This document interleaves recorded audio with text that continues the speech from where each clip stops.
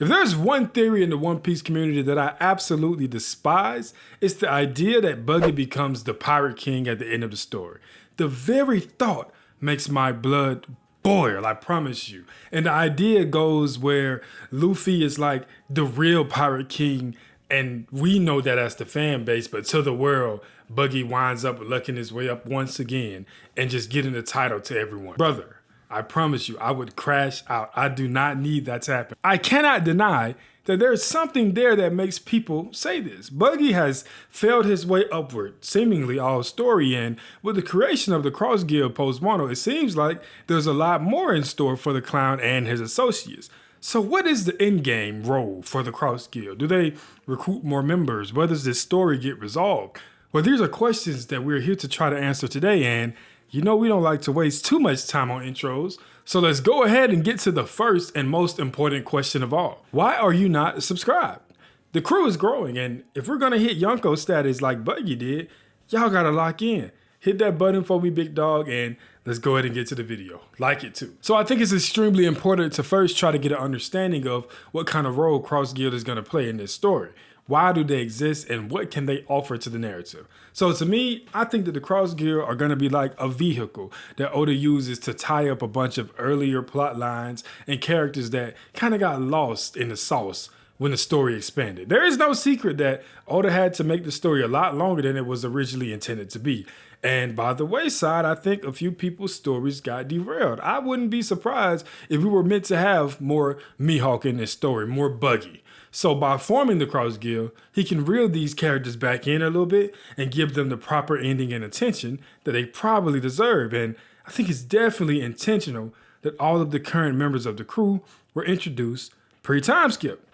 But it goes especially for Mihawk, like I alluded to earlier, because him being in the Yonko crew that's actively going for the One Piece gives his eventual clash with Zoro a place within the scope of an arc and not just a one-off thing that would feel like it just happened on the side while everybody else was doing something else. Obviously, Zoro versus Mihawk can be made to be this big, grand battle for Zoro. But putting Mihawk in Cross Guild makes that fight directly tied to the outcome of the grander narrative of the story itself and not just Zoro's personal story, even though his personal story is very important. Now imagine Zoro defeating Mihawk, and it's not only just the battle that makes him the world's strongest swordsman, but it takes place during a Davy Back fight where the Cross Guild has to surrender all of their poneglyphs if Zoro wins, or the vice versa if Mihawk wins. That gives a lot more weight to this fight outside of just Zoro's dream, and I think that would be amazing to see to make it feel more important. In a story where I feel like Oda has kind of not done the greatest job at making Mihawk and swordsmanship in general feel really impactful to the narrative, this is a great thing he's done for Mihawk. Now, with that said, we also got Buggy. And he exists. He's never gonna be a threat when it comes to battle. So he has to find value in other ways. And that's why I think a Davy Back fight is most likely when these two crews go up against each other. But honestly, I don't think this Davy Back fight is just gonna be two crews. I think this is how the red-haired pirates also get taken care of in the story. If you really pay attention and think about it, the Cross Guild fills a lot of holes when it comes to the Red Hair Pirates versus the Straw Hats matchup wise. And if we got these three crews present and instead of just two of them, the matchup can look like Luffy versus Shanks with Buggy having some type of involvement. Maybe he has some special rule on his side that actually allows him to compete in some way. Maybe he gets a hockey knot, who knows? Now I'm just talking. Zoro versus Mihawk. And then we get what I think is something that's a bit of a sleeper. Sanji versus Ben Beckman. Now, it sounds random. I know it does. But two cigarette smoking ladies men from the North Blue who seem to kind of be on the brains side of their crew. I don't think it sounds too far-fetched. I am sold on it. I don't care what y'all say. Now, also, I'm not throwing out the idea of Zoro versus Beckman. I think that would be really dope too. But I think what makes the Straw Hat Pirates special is that the person that Sanji would usually be for most crews is their YC1. And Zoro is so special that he kind of slams Sanji down into the YC2 role just by him existing. But Sanji is still a YC1 level fighter. And even if, and Beckman to me is going to be the cream of the crop for YC1s. So with all those similarities they got, that being Sanji's final pirate matchup outside of the Blackbeard Pirates sounds really cool to me. And just some other ones we can throw out there. Frankie versus Lucky Roux. Now we got something that feels a lot more natural than than Sanji versus Lucky Roux. It's still possible. I'm not throwing it away, but that feels really dope. Usopp versus Yasopp, the obvious matchup. Robin versus Crocodile. Get that get back for that Baroque work situation you had going on when I really ain't want to work with you and then you gonna attack me? Boy, let's get it. And Jinbei versus whatever boxes need to be moved, because obviously that seems to be his only job. I mean, you might as well just slap a UPS badge on his chest, right? Or if some water needs to be doused on something, that's his role, right? That's his matchup. Cool. But we do still have some missing matchups when it comes to the bottom of the ladder for the Straw Hats.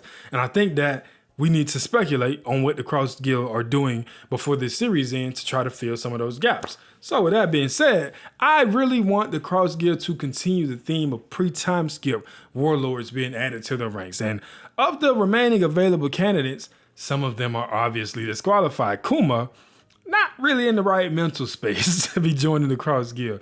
Jinbei, even though he seems to be somewhat of a click hopper, I think he's finally found a home. Moria and Boa make a lot of sense. Doflamingo does not. Now, Doflamingo was technically introduced in the pre-time skip, but his arc didn't take place until the post-time skip.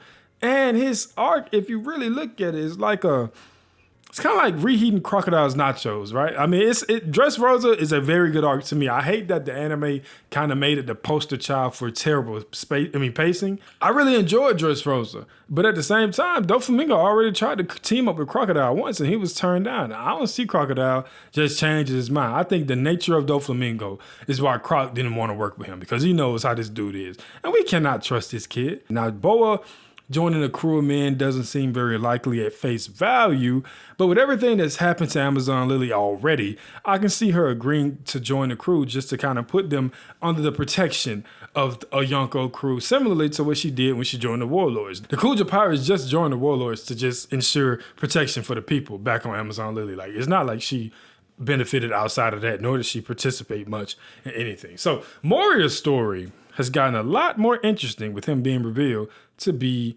washed up at Wano at a young age and given the Kozuki title. Now, this story is really vague, and with the way it's kind of worded, it seems like the Kozuki title was just given to him by random people. But I don't think we can completely rule out the theory that he knows how to read poneglyphs, because just getting Kozuki randomly is really random. I feel like there has to be a reason behind that. And with Sukiyake, he running around with masks on and living double lives. Him teaching Moria how to read the poneglyphs, and he hearing about this kid that washed up and is being called Kozuki, and one day he just teaches him how to read them. It's not really that crazy to me. So I think Oda leaves things vague on purpose so that he can fill them in when it becomes convenient, and that can be a perfect situation for him to do that. And I think it's important to give Weevil a shout. Now, I know I said pre-time skip people only, but Weevil is special. My question is, what does Weevil provide to the crew that they don't already have? He's strong. Wow, they have Mihawk and Crocodile. We don't need you, buddy. You're not stronger than either of them for sure. Whitebeard's inheritance is probably worth a lot of money, but I don't think money is much of a problem for Crocodile. The idea that a lot of people have is that he gets busted out of Impel Down by the Cross Guild and he gets recruited, but I don't think it's worth it for the Cross Guild to make a trip to Impel Down to get Weevil. Like, that just doesn't seem like a smart play, especially for someone as calculated as Mihawk and Crocodile. Am I gonna risk everything to go to Impel Down for Weevil?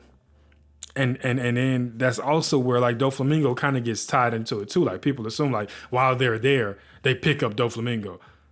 I can't say it's really worth it. That's a lot of risk for some very unsure investment. But the mystery around Weevil still exists, and this mystery could be the very reason he gets in, so I'm not shutting it out. As I said earlier, Oda hides stuff in vagueness, and Weevil himself is extremely vague. Maybe his scientific ties could be important, his Whitebeard DNA, if he really is a clone of Whitebeard, who knows? He could have been a clone of somebody else that winds up being really important later on, and that could be something of value to the Cross Guild. I won't shut the door, I'll leave it cracked, but I would probably prefer if that wasn't the case. And now we come full circle back to Buggy. And I know I haven't talked much about Crocodile here, but I know Oda said himself he felt like he introduced Crocodile a little bit too early in the story, and his portrayal and his feats took a hit because of that. So I think Cross Guild, once again, you go back and you fix up some things that you kind of messed up, making your story a little bit longer than intended. And Crocodile gets to benefit from that more than anyone else. But does Buggy become the Pirate King to the world? I really, really pray that this is not the case. Now, what I can see happening is that he becomes the Pirate King to his crew. I wouldn't be mad at that. Or maybe just a select few people. But if the newspapers are printing out Buggy as the Pirate King when he really wasn't in his Luffy, we got a problem, bro. Please do not do that. That will be the number one way to lose me, bro. And I don't care how he pulls it off. Just do not do it. But Buggy's background is mysterious as well. People have not deaded the Rock's theory, especially since we saw Rock's hair was blue.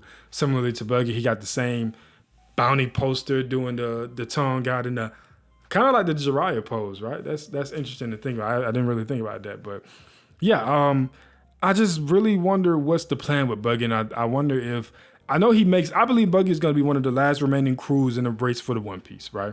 He might even make it farther than Shanks' crew just because of his luck. But I feel like if you're going to do the trope of the guy that's failing upwards, at some point his failure upwards has to come back to bite him. He can't just continuously, especially if it's not like a good person that's failing upward. Like King in One Punch Man, he was a relatively good person as far as from what I saw. But Buggy is not really that good of a person. So him just continuously failing upwards, despite all of the shit he puts himself in and how he puts his foot in his mouth so much, he winds up benefiting it in the end. The end goal for that type of story is usually, his luck has finally run out. And I feel like that's going to be the case with Buggy. Like at some point, his luck is going to run out. So him being the Pirate King to the world, it just cannot happen, bro. Please, no. Because look, we talking about wealth, fame, and power. If Luffy misses one of the fundamental three, which is fame by not becoming the Pirate King in the eyes of everybody, then what the fuck was the purpose in the first place? I'm sorry, I'm getting heated now. Let me stop. All right. Anyway, that's all I got for today. As y'all can see, I threw something together for my setup real quick. I know some people going to be like, boy, this man got Vagabond up here. He LARPing and this and that. Hey, I just tried to find the most anime stuff or manga stuff and put it on the wall. So people that just happen to see my videos in the wild can know what I'm talking about. And yeah, I say that, and I have a big Anthony Davis jersey on the wall. He's my favorite player. I don't care. Sorry. And I cried when he got traded, so that's why I bought that. Anyway, I appreciate y'all for making it this far. Like the video, subscribe if you haven't already, and look forward to me returning very soon with another one. Peace out. Have a great one.